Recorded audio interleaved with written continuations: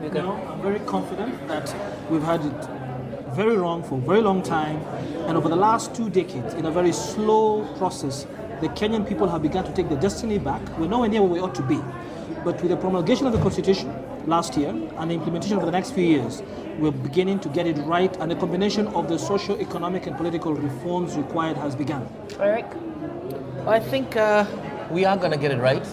We just need to let people at the grassroots level understand that whoever we put into power is a direct reflection of who we are, and not just don't go for the easy sell. Don't go for the 200 bob. Don't go for the 1,000 bob.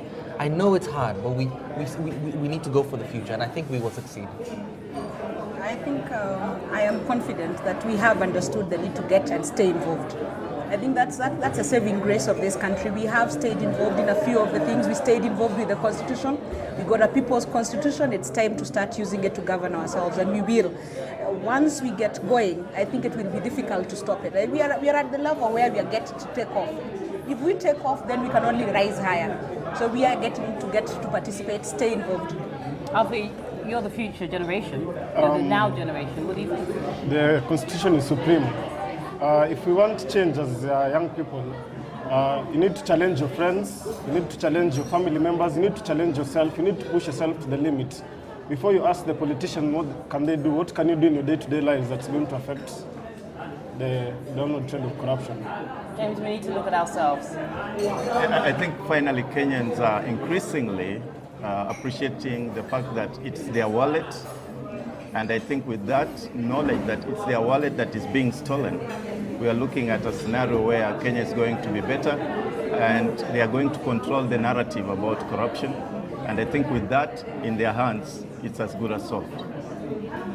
From my end, I think nation building is no easy task, and it's really up to everyone to really be the change they want to see, and start that, continue that if they've already started really now, and also set standards that are for ourselves and not necessarily relative to another country, another region, but really what is a standard we want for ourselves, and really kind of make that change amongst all of us.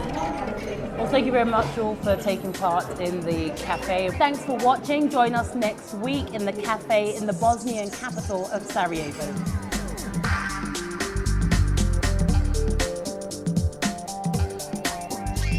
At one point, I thought we were all gonna start shouting at each other, but I thought it was good. We achieved a lot.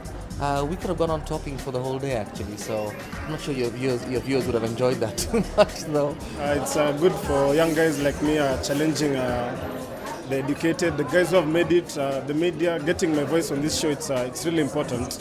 And it's a platform because civic education in Kenya this time is important to distort the arrogance, because now we need more younger people educated to be able to know more about their rights.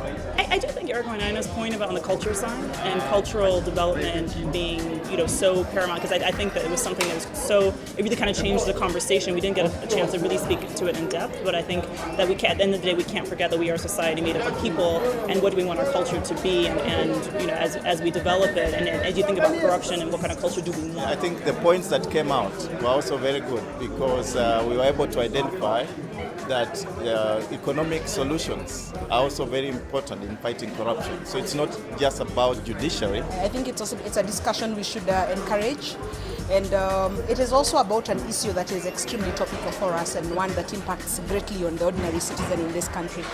It isn't as abstract, perhaps, as it would sound when people are discussing papers. It is something that is very real to us.